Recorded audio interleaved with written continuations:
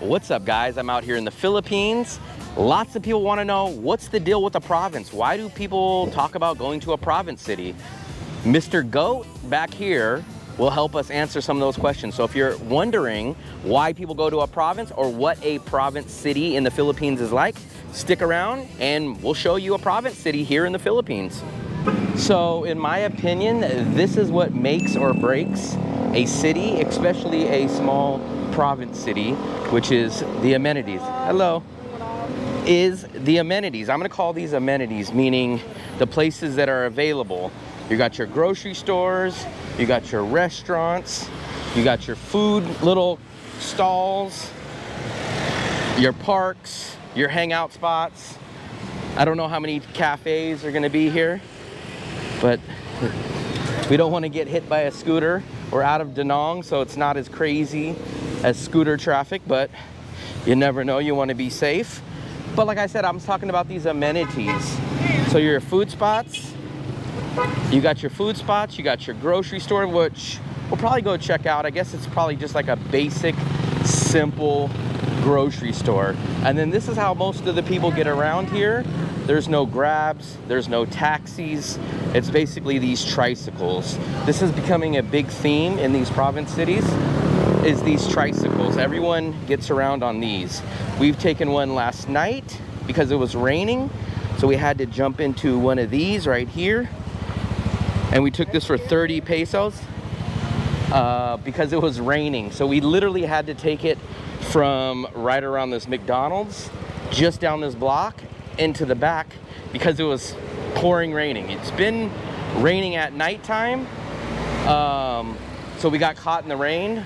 30 pesos is about 60 cents, so a little expensive for that short amount of distance because you can get a lot better prices for that. But we were stuck in the rain, so obviously there was a rain tax or a rain charge, probably. Plus I'm a Westerner, so we could have haggled and negotiated, but we just wanted to get back. So guys, we're here at a little stall. I always like to give a little plug. It's called J Mix Eatery. I haven't had it before yet, but it looks like that we got in right before the crowd. The food looks good. I got some spring rolls. I got some beef and some rice. That's my go-to. You guys know I'm a picky eater, but no matter where I go to, if you have beef, rice, and eggs, I'm usually pretty good. So we're gonna set this up. I'm gonna try it out. I'll give you guys my honest opinion. This is my first meal in this city. We actually had a fast food chicken place last night, but this is my first local sit-down place. So let's check it out.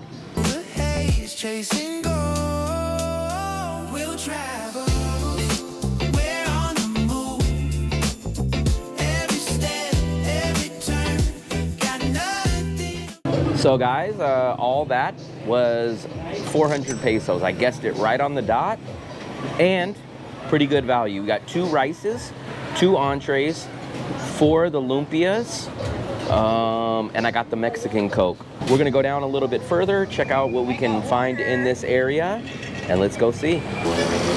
But this is how you get around. You get around on these jeepneys, the tricycles.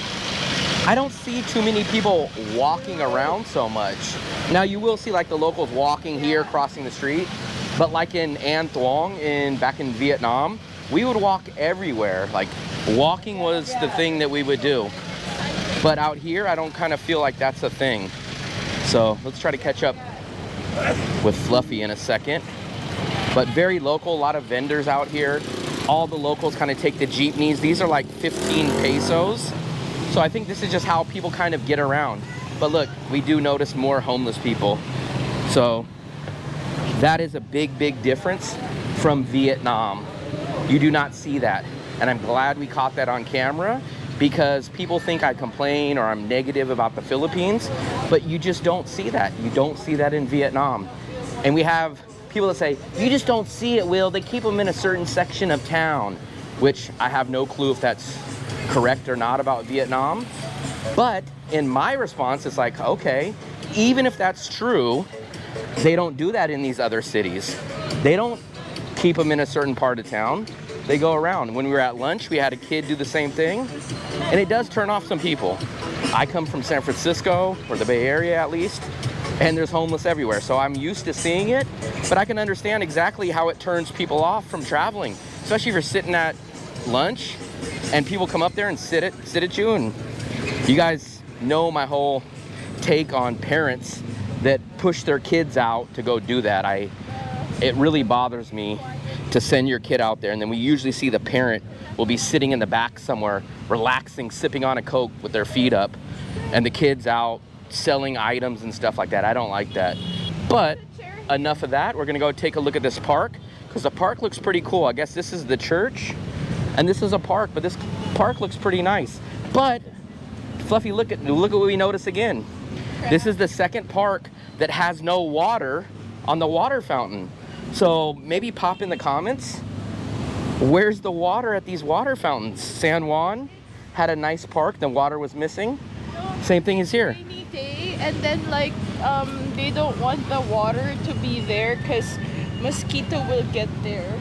Remember? Right, but that's a water fountain that's supposed to be going. That's part of the aesthetics, and it's not on. That's kind of crazy. You don't see this in the USA. People are hanging out here. Yeah. That means that there's probably not much else in this city going on.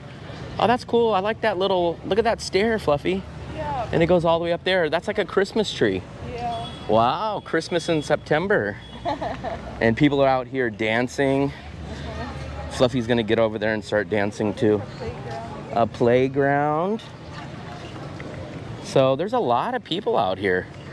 This city, in my opinion, for most people is a little slow, or what people would call boring, simple life.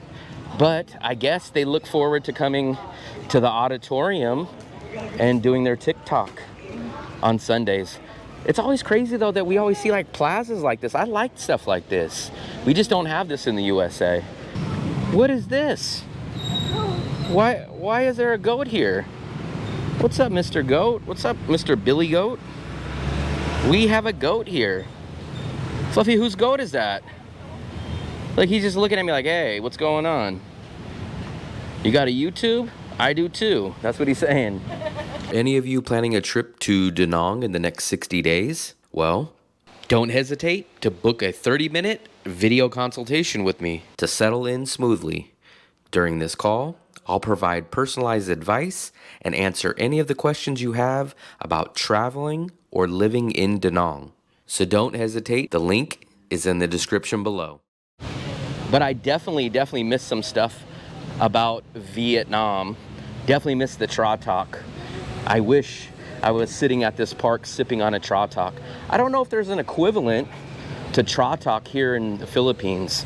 I asked Fluffy and she didn't really give me a clear, specific answer.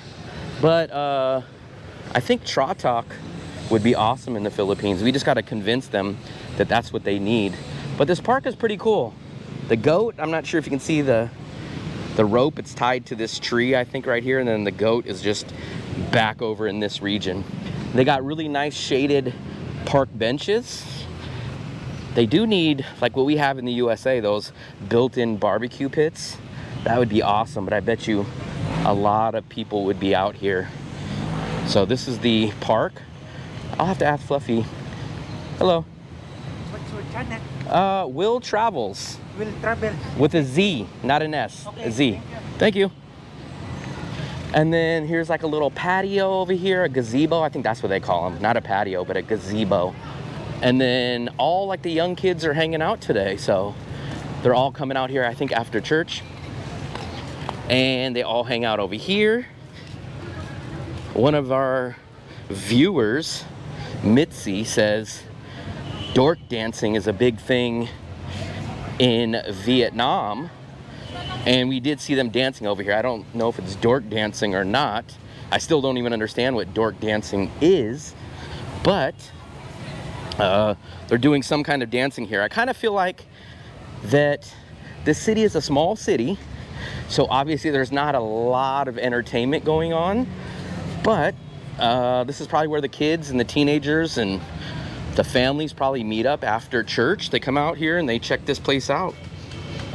So I'm gonna be here in the Philippines for the next 12 days or so. I think I got almost 2 weeks. Let's see what they're selling. I think these are some, oh, these are some pork sticks, and there's a little drink right here too.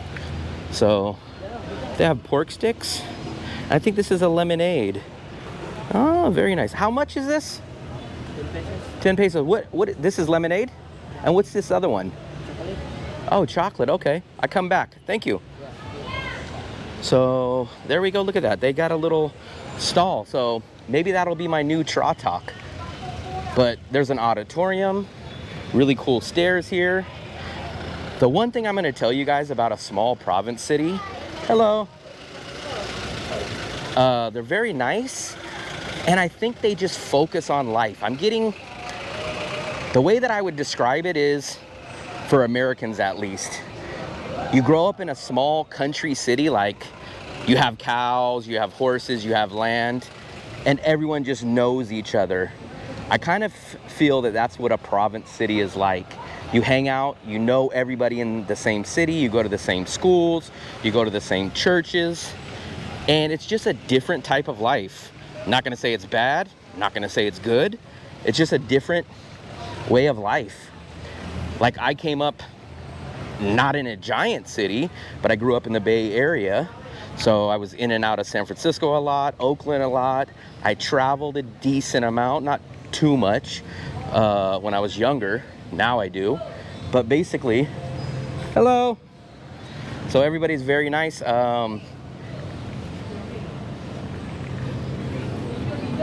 So I was distracted. It's just a different lifestyle. It's a different lifestyle. I don't know if people here would enjoy a city life, a big city life. I don't know if they just don't know what they're missing, or they just feel that this place is much more relaxing and comfortable.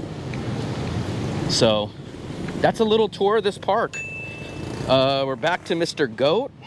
Fluffy's over here enjoying the shade. And we're gonna hang out here. We're gonna probably go cruise around, see what else we can do, because we do have to get all of our action and adventure before 7 or 8 o'clock, because that's where everything closes. That's the way we roll, through the hills, through the haze, chasing gold. We'll try.